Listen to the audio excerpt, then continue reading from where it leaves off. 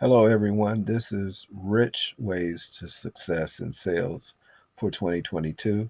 And my name is Rich, and I am a business owner. I do business development and sales training. So, uh, I don't know if you've seen my last video, but in my last video, we talked about how to generate traffic to your business.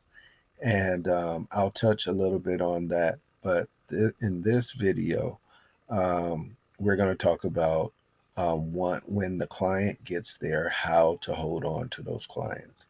The last thing you want is a lot of people going to your page or um, going into your business and still turning around and walking out without your product, without your service, or logging off because it didn't fit what they wanted, right? So um, let's start with generating traffic again.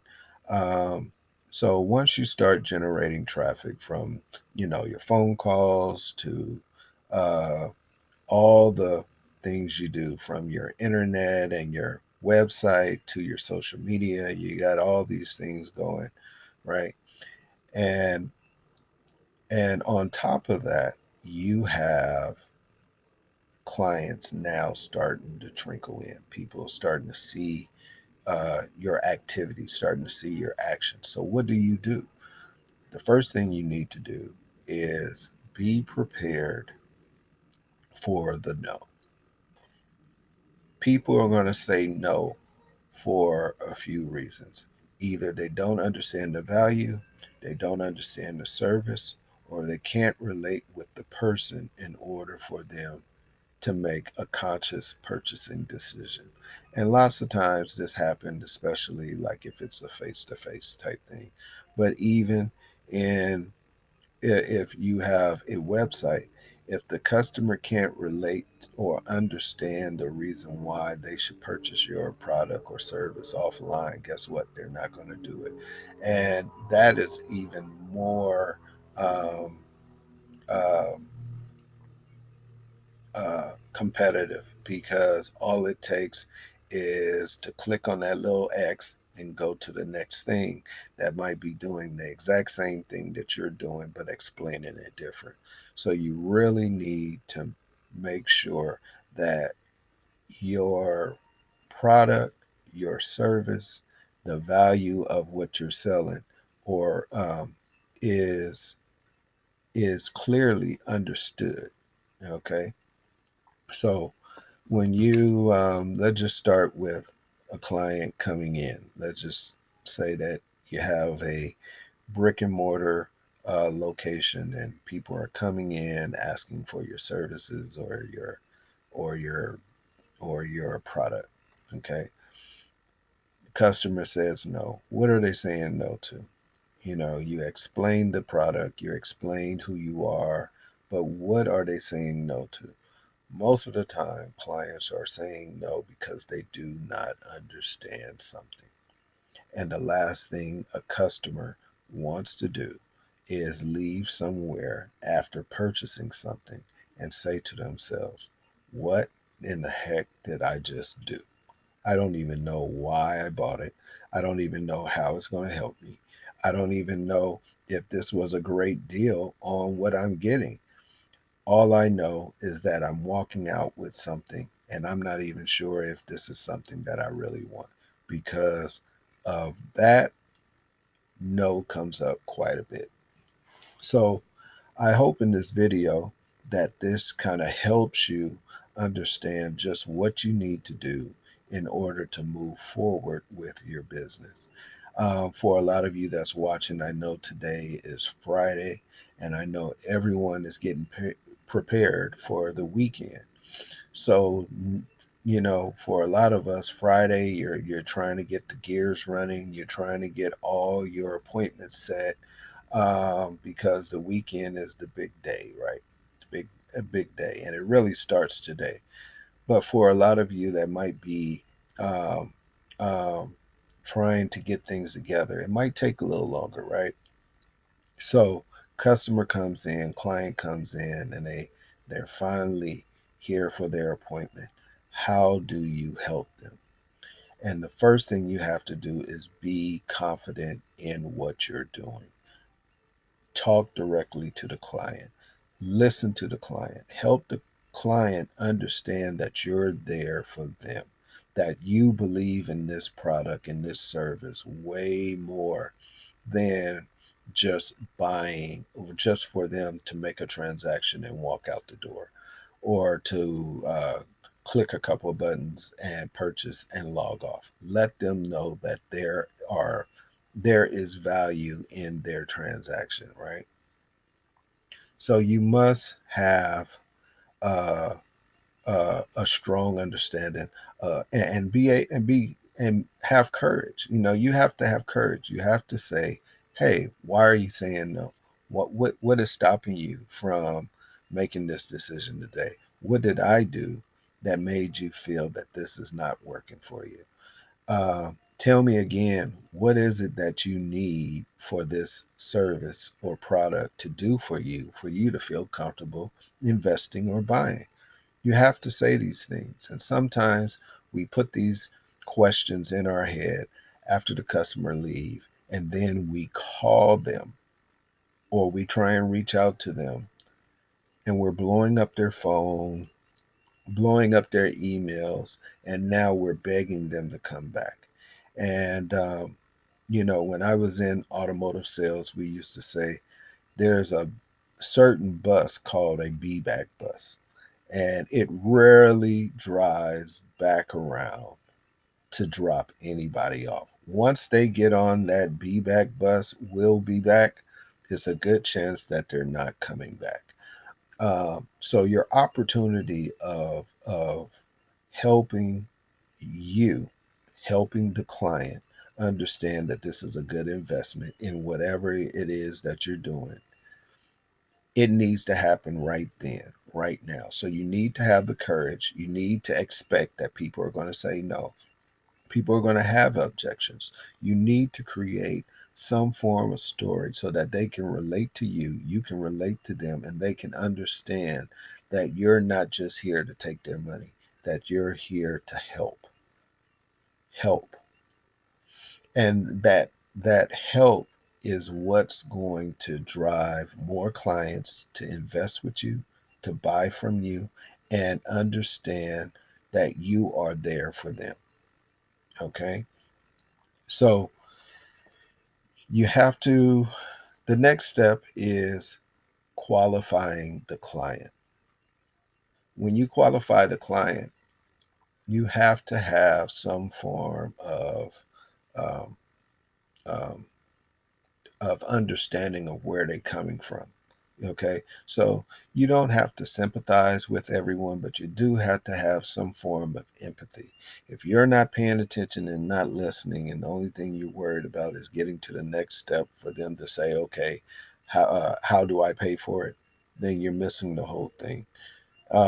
You can be successful if you're just looking for the sale, but let me tell you, there's a way of getting to the sale and making it easy for yourself and easy for the client by doing these things. Listen to the client. Ask the client, hey, if you had this product and it worked for you, what would you do with it? If you had this service and and if you had this service now, how would it help you? What are you using now? Why is that not working for you? You need to ask those questions, because those questions are going to help you understand just where you fit in helping this client get to the next step. Uh, and the next step is for them feeling comfortable investing in what you're doing. You could have the exact same product that they already have, but the good thing is that you might show them a lot more support in that you're going to hold responsibility of service, of quality, of just being there for them after the sale, for them to feel good doing any type of business with you, right? So, and that's how you start that, you start those conversations. You help the client with getting comfortable with um, answering those questions. How many people are in your family? Hey, are you married? You want to build that rapport. You want to have something that you can relate with. No one likes a bunch of Q&A. Where you live, where you from, where you go. Oh, okay. How much is that? Nobody on the sales side or the client or prospect side. No one likes a bunch of Q&A. Everyone wants to be talked to, not to be asking questions back and forth. After a while, it gets boring, and then everyone is ready to leave. So you have to make it entertaining and engaging. So if the customer comes in with a area code or a area code to a phone number or an address that seems familiar, hey, talk about that. Hey, you know what? I know where that is. That's not too far from this great coffee shop that I go to. Hey, you live where? Oh my God, you're local? Oh, okay. Oh, you came from where? Oh my God. Thank you for coming in. Where do you live? How did you hear about us? All these things is going to build confidence and comfort for the client or your prospect to want to do business with you. It seems very simple, but a lot of clients, a lot of customers, a lot of business owners um, fail to engage in that because everyone has been accustomed to this fast food um, drive-through way of doing business. I don't need to talk to you. Just give me my product, here's my money, give me my change and my receipt, and I'm gone. Well, you know what? As efficient as that might be, that's still not giving you the quality that you're looking for. Because the last thing you want to do is have to go right back in that drive-through and say, "Hey, you got my order wrong," because guess what? You're going to have to talk to the same people anyway. But that lack of communication is the reason why things don't go the way that most of us want them to go. So be prepared to have that conversation. And this is the biggest thing.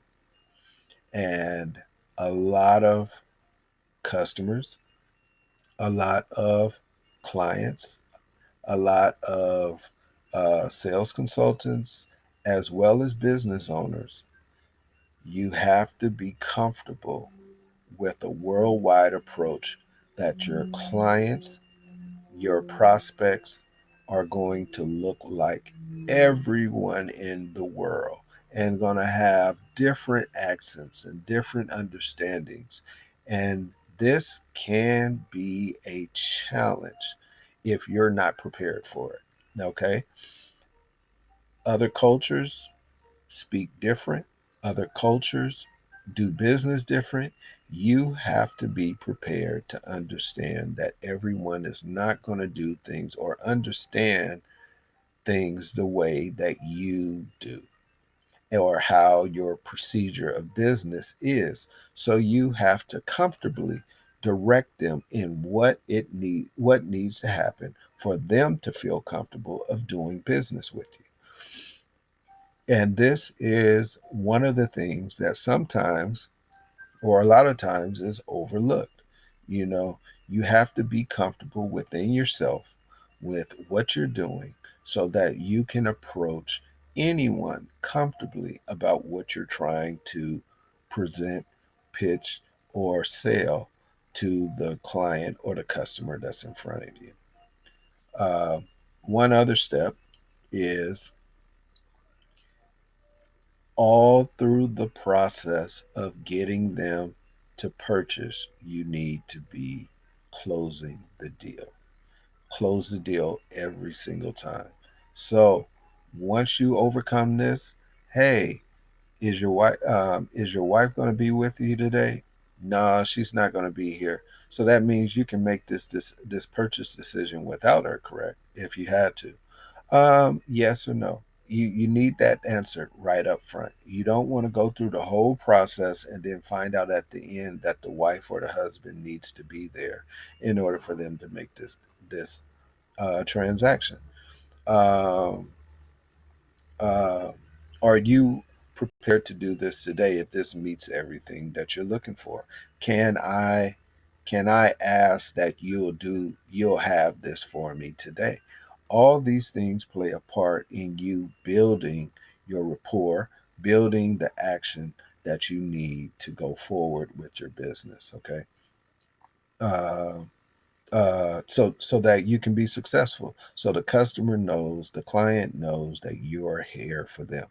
Now, if you're in a small retail store, you might say to yourself, well, Rich, a lot of these things don't really apply to me. All I'm doing is selling toys, I'm selling candles, I'm selling whatever.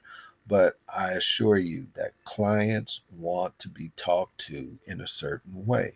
Clients want to feel that they can approach you, and sometimes you have to make the initiative. Sometimes you have to make the first move. You have to say, hey, I would like to show you something. Hey, could I tell you just how this works? I saw you looking. Let me show you how this works. Hey, would you like to see just how my product, my service can help you? You have to open up that conversation. You have to be willing to talk to everyone to get these things across. So, these were just a little tips and strategies as of getting you going. I will be making another video probably later on today. I'm pretty sure later on today I will be making another video in overcoming objections and then going into uh, sales uh, and the difference between value and sales price.